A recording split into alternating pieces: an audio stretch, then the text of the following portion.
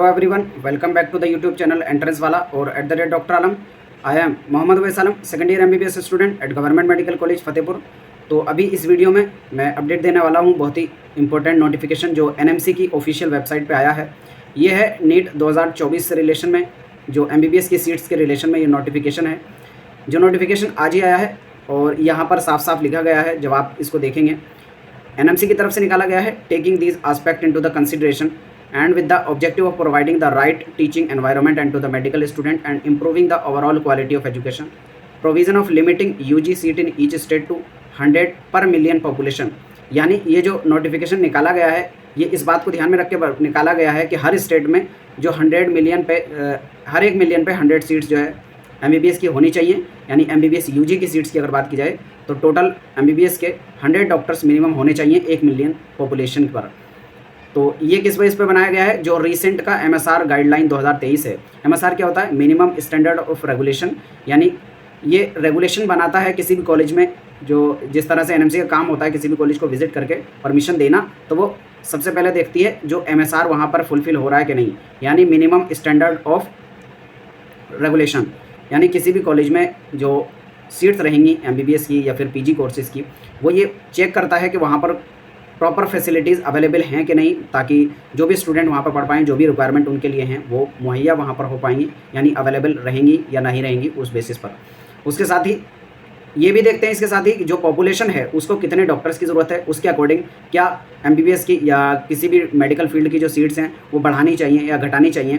ये पूरा जो है डेटा को एनालाइज़ किया जाता है। उसी की बेस पे जो है अगर रिक्वायरमेंट होती है कि डॉक्टर्स अभी और होने चाहिए, उसकी बेसिस पर नंबर ऑफ़ मेडिकल कॉलेजेस को इंक्रीज़ किया जाता है, या फिर जो पुराने कॉलेजेस हैं उनके अंदर ही सीट्स को बढ़ाया जाता है। तो ये इस बेस पर डिपेंड करता है कि रिक्वायरमेंट कितनी है डॉक्टर की। तो जो मिनिमम रिक्वायरमेंट बनाई गई है MSR गाइडलाइन 2023 के अकॉर्डिंग, तो 1 मिलियन पे 100 जो है MBBS की UG सीट्स यहाँ पर होनी चाहिए। It is expected that this will reduce regional disparity in availability of health care profession and will go long way in ensuring effective quality of education. तो ये करें यहाँ पर इस वजह से किया जा रहा है ताकि जितनी भी अवेलेबिलिटी है डॉक्टर्स की, हेल्थ केयर प्रोफेशन की, वो सभी लोगों को हो सके। With this ratio, there will be still potential for addition of about 40,000 MBBS seats in the country। तो अगर इस डेटा के हिसाब से देखेंगे आप तो लगभग 40,000 MBBS की सीट्स बढ़ जाएंगी। यानी अगर इस डेटा के हिसाब से देखेंगे आपके 1 मिलियन पॉपुलेशन पे 100 UG सीट्स होनी चाहिए, यानी 100 MBBS मिनिमम डॉक्टर होने चाहिए। इस बेसिस पर देखेंगे तो लगभग 40,000 MBBS की सीट्स बढ़ जाएंगी। लेकिन इसका मतलब ये नहीं हो जाता है कि डेफिनेटली यहाँ पर 40,000 सीट्स बढ़ने वाली हैं या किस स्टेट में कितनी सीट्स बढ़ने वाली हैं, क्योंकि ऐसे नोटिफिकेशन तो आते हैं ये बेस्ड ऑन स्टडी। अब ये पहले स्टडी की जाती है कि रिक्वायरमेंट कितनी है, फिर उसका डाटा सेंड किया जाता है गवर्नमेंट को, फिर गवर्नमेंट अपने अकॉर्डिंग देखती है कितने कॉलेजेस को परमिशन देनी है, कितनों को नहीं।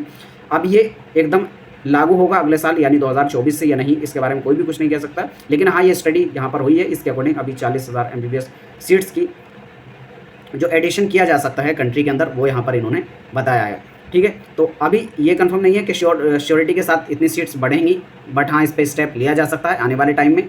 लेकिन अगर ओवरऑल बात की जाए तो अगले साल हो सकता है 4 से 6,000 के बीच में MBBS की जो सीट्स नॉर्मली जितनी बढ़ती हैं उससे थोड़ी ज़्यादा बढ़ेंगी, क्योंकि जो नंबर ऑफ़ कॉलेजेस गवर्नमेंट के हैं इस बार जिनको परमिशन नहीं मिल पाई थी, जैसे यूपी के अंदर भी 13 न्यू गवर्नमेंट कॉलेजेस मिलने थे और ऐड होने थे, लेकिन NMC ने वहाँ पर विजिट भी किया। लेकिन इस बार क्योंकि उनके स्टैंडर्ड ऐसे नहीं थे कि वहाँ पर परमिशन दी जाए, क्योंकि NMC भी अपने हिसाब से पूरा चेक करके ही परमिशन देती है। अगर किसी मेडिकल कॉलेज में सारी फैसिलिटीज़ अवेलेबल नहीं है, फैकल्टी नहीं है या फिर लेबोरेटरी वगैरह नहीं है, तो कैसे परमिशन दे, और अगर परमिशन दे दी तो वहाँ पर किस टाइप से स्टूडेंट जो है डॉक्टर बन पाएगा।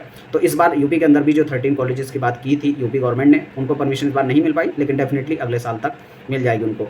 तो इसी तरह से अदर स्टेट्स में भी जो टोटल सीट बढ़ेंगी, आप मान के चल सकते हैं 4 से 6,000 MBBS की सीट जो है बढ़ जाएंगी।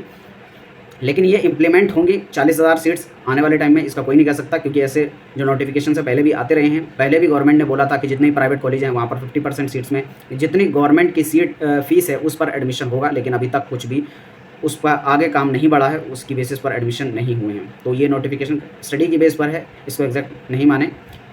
तो जितने भी स्टूडेंट नीट 2024 के लिए प्रिपरेशन कर रहे हैं वो ऐसी अपडेट लेटेस्ट पाने के लिए चैनल को सब्सक्राइब करें, वीडियो को लाइक करें, अपने फ्रेंड्स में ज़रूर शेयर करें। और यहाँ पर जितनी भी आपकी नीट की प्रिपरेशन से रिलेटेड जर्नी रहेगी और जो भी आपको किस टाइप से स्टडी करनी है, वो सभी मैं आने वाले टाइम में वीडियोस बनाता रहूँगा। और जो स्टूडेंट ऑलरेडी काउंसलिंग कराए हैं इस साल, उनको ऑलरेडी पता होगा पूरा कंप्लीट काउंसलिंग का गाइडेंस, चाहे MBBS BDS के लिए या फिर आयुष काउंसलिंग के लिए एंट्रेंस वाला यूट्यूब चैनल पर मिलता रहा है। तो सभी लोग चैनल को ज़रूर सब्सक्राइब करें। Thank you.